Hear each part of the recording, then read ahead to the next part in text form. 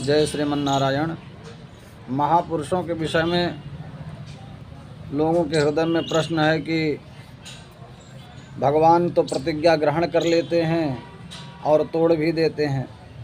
भगवान श्री कृष्ण ने प्रतिज्ञा को ग्रहण भी किया था शस्त्र न उठाने की, और बाद में उन्होंने प्रतिज्ञा का त्याग भी कर दिए थे, और भीष्म पितामह अपनी प्रतिज्ञा का त्याग नहीं किए थे। भगवान और जीवों में अंतर है, इसीलिए वो भगवान है, वो जीव है। भाई भगवान तो ऐसे हैं कि सब कुछ उनके नियम में है, और उसके समस्त चराचर जगत के वो नियामक हैं।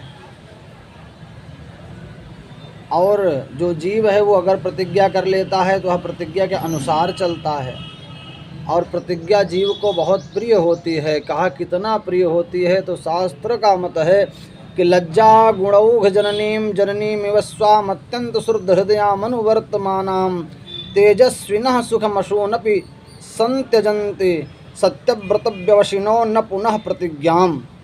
जैसे तेजस्वी और सत्यवान पुरुष अपने प्राणों की बलि दे देते हैं, परंतु लज्जा आदि गुणों को पैदा करने वाली अपनी माता के समान शुद्ध हृदय और हमेशा अपने अधीन रहने वाली अपनी प्रतिज्ञा को नहीं छोड़ते हैं।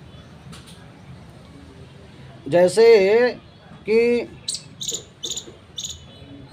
कोई छोटा सा बच्चा हो, उसको अपनी माँ उस समय बहुत प्रिय होती है। कोई भी विद्यालय नहीं जाना चाहता केवल माँ के पास रहने के लिए। माँ कितना भी दंडित करे, फिर भी माँ का आंचल पकड़ के उनके पास रहना और उन्हीं को खोजना। उसी प्रकार अपनी प्रतिज्ञा कर लेने के बाद भी अपनी प्रतिज्ञा से ही आदमी क्यों जीवन भर कष्ट, अवमानना इत्यादि सहन न करना पड़े। कष्ट भी सहन करता है जीव प्रतिज्ञा के कारण, लेकिन जैसे माँ त्याज्य नहीं है, वैसे ही जीवों के लिए प्रतिज्ञा त्याज्य नहीं है। इसलिए महापुरुष लोग प्रतिज्ञा का त्याग नहीं करते हैं, अपितु अपने प्राणों की आहुति युद्ध में कर देते हैं। प्रतिज्ञा का त्याग दोष है। जय श्रीमन्नारायण।